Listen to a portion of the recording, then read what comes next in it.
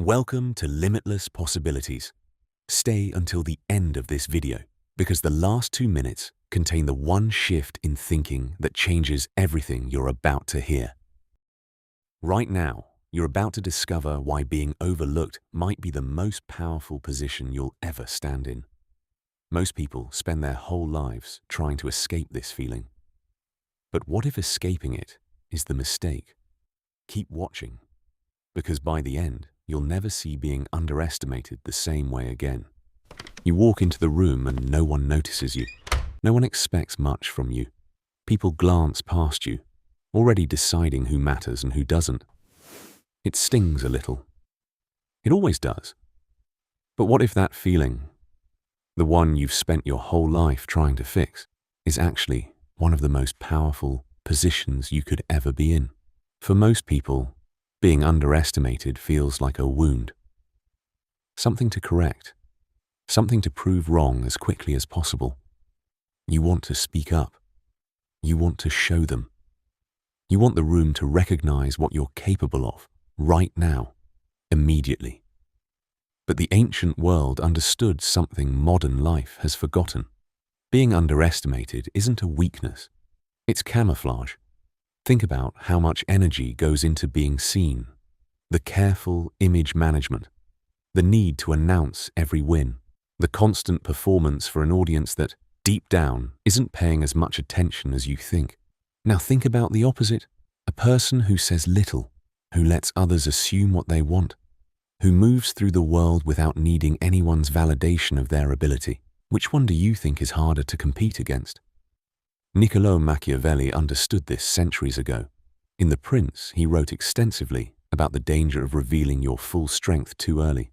Not because strength is bad, but because once people see it, they prepare for it. They adjust. They defend. An opponent who underestimates you has already made their first mistake. This isn't about deception in some dark, manipulative sense. It's about understanding a basic truth of human psychology. People respond to expectations, and once they've formed an expectation of you, low or high, they stop looking closely. A person they've written off becomes invisible, and invisibility is a strange kind of freedom. You're free to learn without an audience. You're free to fail without consequence. You're free to grow, quietly, while everyone else is busy performing. The Stoics had a related idea, though they applied it slightly differently. Marcus Aurelius, writing in Meditations, returned again and again to the idea of inner versus outer life. What others think of you, he argued, is largely outside your control. What matters is your own discipline, your own clarity, your own action. He wasn't writing for an audience. Meditations was a private journal, never intended for publication. And yet, it became one of the most influential texts in human history. There's something worth sitting with in that. The most enduring work wasn't created for recognition. It was created in private, by a man who held immense power and chose, again and again, to turn his attention inward rather than outward. What does that tell you about the relationship between being seen and being effective? Here's where the reframe gets uncomfortable for most people. You've been taught that visibility equals value. That if people don't recognize your effort doesn't count. That if your work goes unnoticed, something has gone wrong. But visibility and value are not the same thing. In fact, the moment you start optimizing for visibility, something subtle shifts. You begin making choices designed to be seen rather than choices designed to be effective. The two can overlap, but they often don't. Consider an experiment in social psychology. Researchers have long studied what's known as the spotlight effect, a term popularized by psychologist Thomas Gilovich. The spotlight effect describes our tendency to dramatically overestimate how much other people notice us, judge us, or are even thinking about us at all. In Gilovich's studies, participants were asked to wear an embarrassing t-shirt into a room of strangers and then estimate how many people noticed. Participants consistently guessed the number was far higher than it actually was.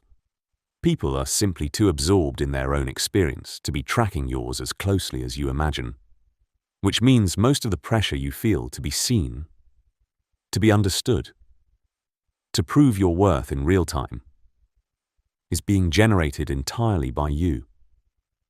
The audience you're performing for is mostly imaginary. So what happens when you stop performing for it? This is where the counterintuitive twist arrives. The less you try to prove your value, the more clearly it tends to show. Not because you're hiding it forever, but because value demonstrated under pressure, under the need to be recognized, often looks different than value demonstrated quietly, consistently, without an audience. Think of two people preparing for the same opportunity.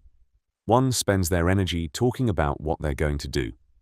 The other spends that same energy actually doing it, without narrating it to anyone.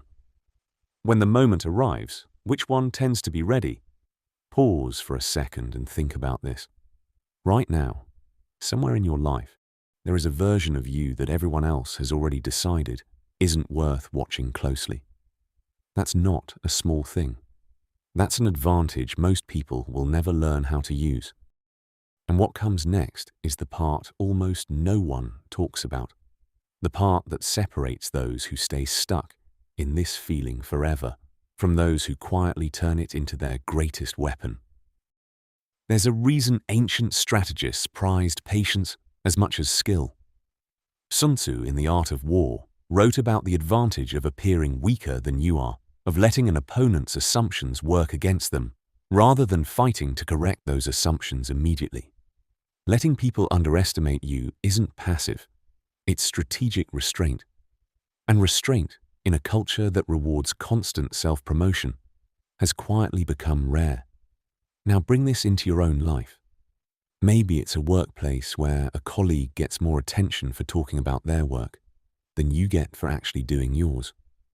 Maybe it's a social circle where someone louder gets credit for ideas you've been developing quietly for months. Maybe it's just the internal frustration of feeling like your effort is invisible. The instinct is to correct it. Immediately. Loudly. But notice what happens when you don't. Notice what happens when you let the assumption stand just a little longer while you keep building. There's a particular kind of confidence that comes from not needing the room to know what you're capable of. It doesn't come from arrogance. It comes from the opposite. It comes from a quiet, internal certainty that doesn't require external proof. Epictetus, a former slave who became one of the most respected Stoic teachers in Rome, taught that true freedom comes from caring only about what is within your control. Other people's opinions, their assumptions, their underestimations, all of that lives outside your control. What's inside your control is what you do next. And here's the part most people miss. When you stop spending energy managing other people's perceptions, that energy doesn't disappear. It goes somewhere. It goes into the work itself. People who are constantly correcting how they're perceived are, in a very real sense, working two jobs. The actual task in front of them and the ongoing performance of being seen doing it well. Drop one of those jobs and suddenly there's more capacity for the other. This is part of why so many quiet people, when they finally do show what they're capable of, seem to do it so effortlessly. It isn't effortless. It's just that all the effort went somewhere you couldn't see. Researchers studying expertise, including the well-known work associated with psychologist Anders Ericsson, found that mastery tends to develop in unglamorous, repetitive, often invisible conditions. The deliberate practice that builds real skill rarely happens in front of an audience. It happens in empty rooms, quiet hours, unremarkable repetition. The underestimated person isn't avoiding growth. They're often the one growing the most, precisely because no one is watching closely enough to interrupt it. There's a kind of power in that. Not the power of control over others, but the power of an undisturbed environment. Few things derail growth faster than an audience with expectations. So the next time you feel that familiar sting, the sense that you're being overlooked, dismissed, written off before you've had a chance to show what you're made of. Try holding it differently, not as a problem to fix, but as a space to use. The people who underestimate you have, in a strange way, given you something valuable. They've given you room to prepare without pressure, room to fail without an audience, room to become something they didn't see coming, because they weren't looking closely enough to see it forming. You don't need to announce your growth. You don't need to correct every wrong assumption the moment it's made. You don't need the room to recognize your value in real time for that value to be real. What you need is to keep building quietly, in the space everyone else has left unguarded. And the next time you walk into a room where no one expects much from you, where people glance past without a second thought, remember what the strategists and philosophers understood long before social media turned visibility into a currency. Being underestimated was never the obstacle. It was the opening. If this video gave you even a moment of clarity, that single click to like helps more than you know. It tells limitless possibilities to keep making videos like this.